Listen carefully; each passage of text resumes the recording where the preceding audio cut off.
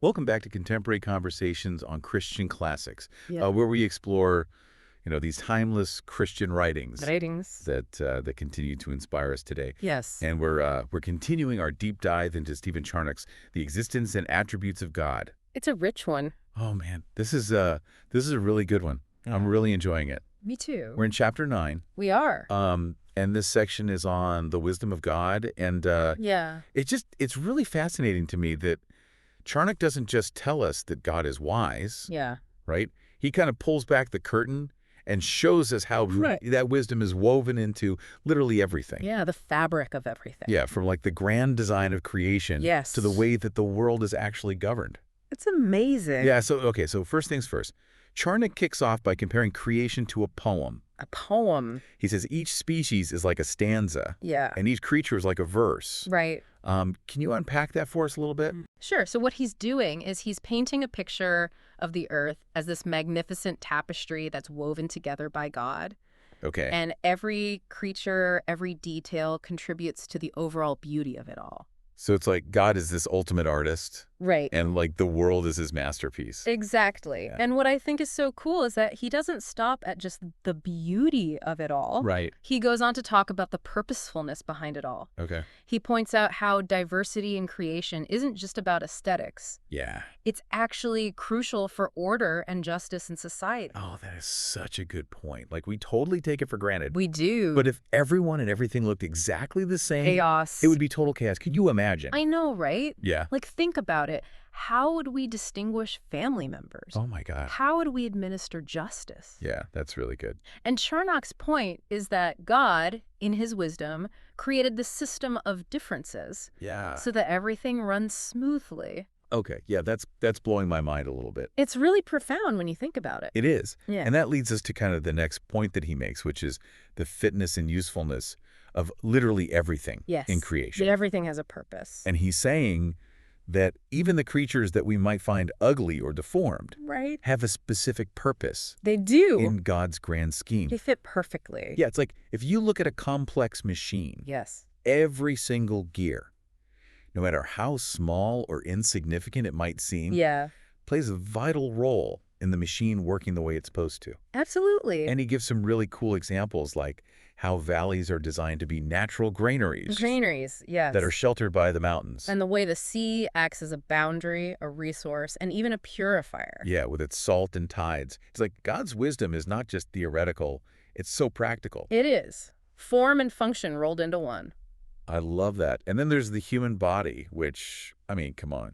When is the last time you just stopped and marveled at how intricate and amazing your body is? Every day. Yeah. It's crazy. Yeah, the way our hearts beat, our brains function, it's It mind-boggling. really is. Every detail, points back to God's planning and understanding. But I have to ask, what about the parts of creation that seem kind of, I don't know, messed up? Messed up. Like, those animals that live in the deepest, darkest parts of the ocean? They're so strange. Right. It's hard to imagine them fitting into this whole grand poem idea. Well, I think that's where faith comes in. Hmm. Charnock would say that even those creatures, in their strangeness, Okay. have a place in the balance of creation. We may not always get it, but God does. Okay. Yeah, I can get on board with that. So we've talked about variety, purpose. What else does he highlight about God's wisdom in creation? He emphasizes this incredible interconnectedness and harmony in creation. Everything works together. Okay. It's like a symphony. He uses the poem analogy again here, right? He does. To describe how the heavens and the earth, air and water, plants and animals, all fit together. It's like instruments in an orchestra. Yeah? And even elements that seem like opposites, like fire and water. They work together to sustain the universe. Like God is conducting this orchestra, He is. making sure everything is in harmony. It's amazing. It is. And, the example of the food chain really drives this point home. It does. Every creature depends on others for survival, Right. and it all fits together in this intricate web of life. It's beautiful, really. It is. We're all connected. We're all part of this grand design. Okay, so we focused on the physical world, but Charnock reminds us that the human soul is an even greater testament to God's wisdom. The pinnacle, he calls it. Yeah. What do you think he means by that? Well, we have the capacity to understand, to remember, and to choose. Right. Our souls allow us to connect with God Right. and his creation on a much deeper level than any other creature can. It's like there's this whole other dimension to us There's that goes beyond just our physical bodies. Right, and it points back to a creator who designed us for so much more. It makes you think about the capacity for love and creativity and thought. It does. All of it points back to a creator who is wise and loving. A creator who has a plan. It's pretty amazing. Yeah. And we're just getting started. Charnock goes on to explore God's wisdom in another area, government. Government. Yeah. That's interesting. I know, right? Mm-hmm. And this is where things get really fascinating. Mm. Charnock argues that even God's moral law is a masterpiece of wisdom. Mm. It balances his rights as supreme Right. with the rights of humanity. Fascinating. So it's not just about rules and restrictions. Yeah. It's about this deeper order Yeah, that reflects God's character. And protects human flourishing. I like that. Yeah. And Charnock unpacks how the moral law is perfectly tailored to human nature. It is. It appeals to our desire for happiness Yeah. through promises Sure, all this is. and addresses our fear of harm through warnings. It speaks to us on a fundamental level. Yeah, it's like God in his wisdom knew exactly how to motivate us He did. and guide us toward what is good and right. Right. Okay, go on. Well, he also points out that the moral law helps create a healthy society. A healthy society. It protects life, Okay. property, and even reputation. These are the foundations of a just and harmonious community. You know what's really cool? He even points out that this moral law is echoed in the laws of even like non-Christian nations. It is. The most advanced ones even. It's like there's this innate sense of right and wrong written on our hearts. Yeah, it's like this universal truth that transcends cultures and time. A universal law. Okay, so we've covered God's wisdom in creation, Yes. the marvel of the human soul, The soul. and Yeah. this like intricate moral law. Right. But Charnock takes us even deeper. He tackles how God, in his wisdom, governs sin. Sin. That's a tough one. I know, right? It seems like a complete contradiction. How can a holy God Yes. use something that's so opposed to his nature Yeah. to accomplish his purposes? That's a good question. How does Charnock address that?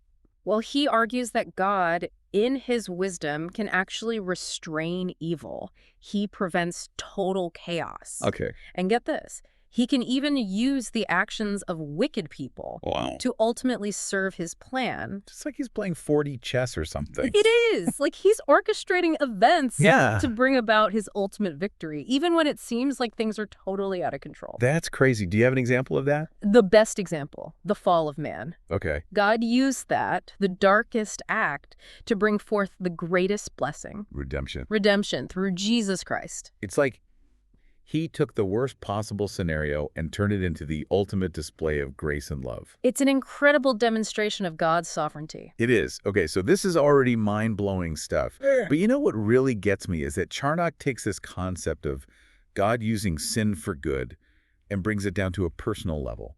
He says God can even use the sin in a believer's life for their ultimate benefit. That's encouraging. It is encouraging. And challenging, but it reminds us that God doesn't give up on us when we mess up. Right. He doesn't just toss us aside like a broken toy. No, he's patient, he's persistent, and he can use our failures to teach us valuable lessons. Okay, so this is getting really good. We've got to pause here and let that sink in for our listeners. We've already covered so much. We have, and there's still more to unpack. There is. We're going to continue this deep dive in part 2, so don't forget to like, share, and subscribe to Contemporary Conversations on Christian Classics so you don't miss it.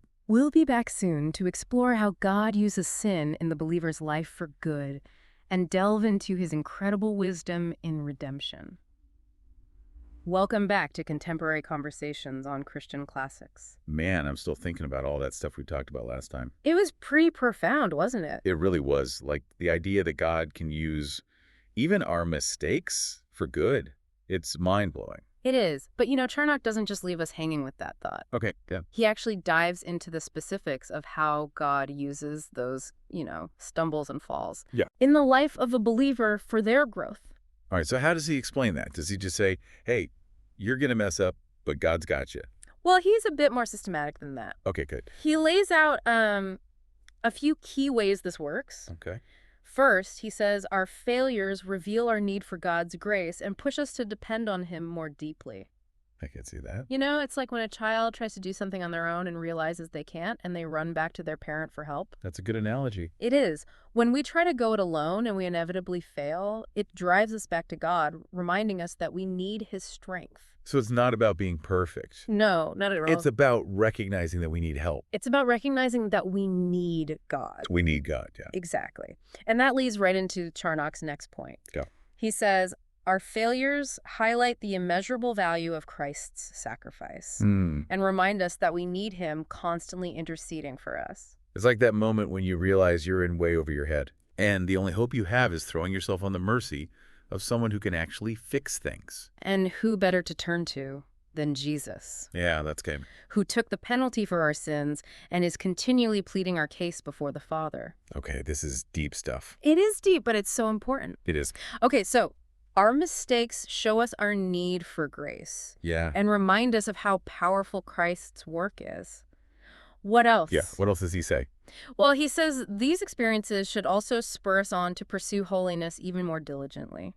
Okay, I like that. Not out of fear, though, Right. but out of gratitude for God's forgiveness. It's like when someone does something incredibly kind for you. Yeah. You're so overwhelmed with gratitude that you want to do something in return. Exactly. It's not about obligation, it's about love. Yes. When we truly grasp how much God has forgiven us, it fuels this desire to live in a way that honors him. This is making so much sense. So we've got recognizing our need for grace, Right. appreciating Christ's work even more, Yeah. and being motivated to live a holier life. That's it. Anything else? One more thing. Charnock saves the best for last. Okay. He says, God uses our struggles with sin to cultivate humility in us. Oh, humility. That's a tough one. It is a tough one, but it's so important. It really is. You see, pride often comes from this sense of self-sufficiency. Like we've got it all together. Exactly.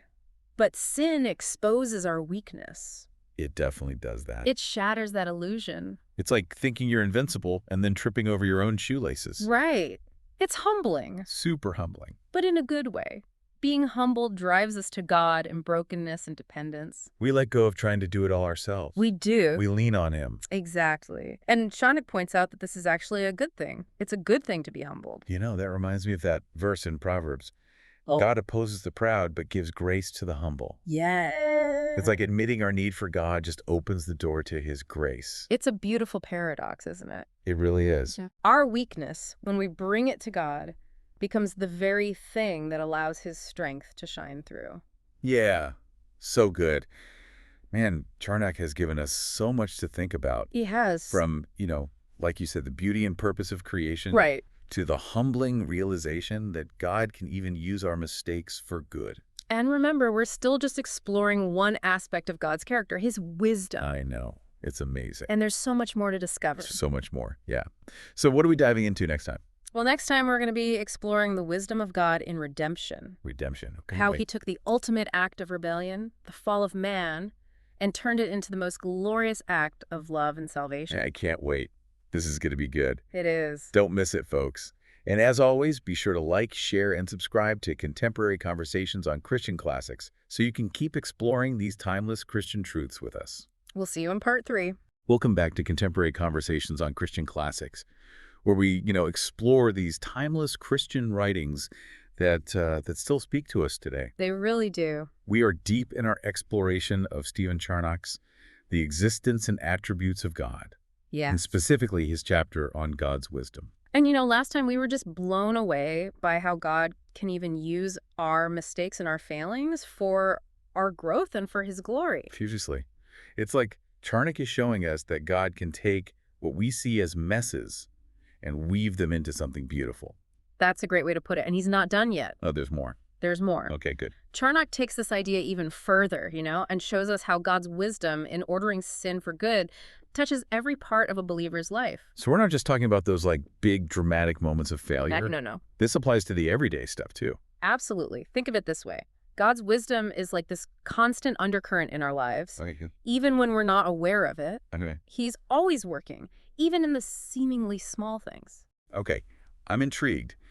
What are some examples of how this works, like in our daily walk with God. Well, Charnock uses this analogy of a nurse letting a child stumble a little so that the child learns to rely on her for support. Okay. It's like God sometimes allows us to make mistakes, not to punish us, but to remind us of our need for him. Yeah, it's like those times when you think you've got it all figured out and then you trip and you fall flat on your face. Yes, And it forces you to acknowledge that you need help. exactly.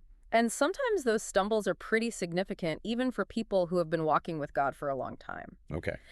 Charnock brings up Peter's denial of Christ as a prime example. Oh, yeah. Peter, in all his boldness, swore that he would never abandon Jesus. Yeah.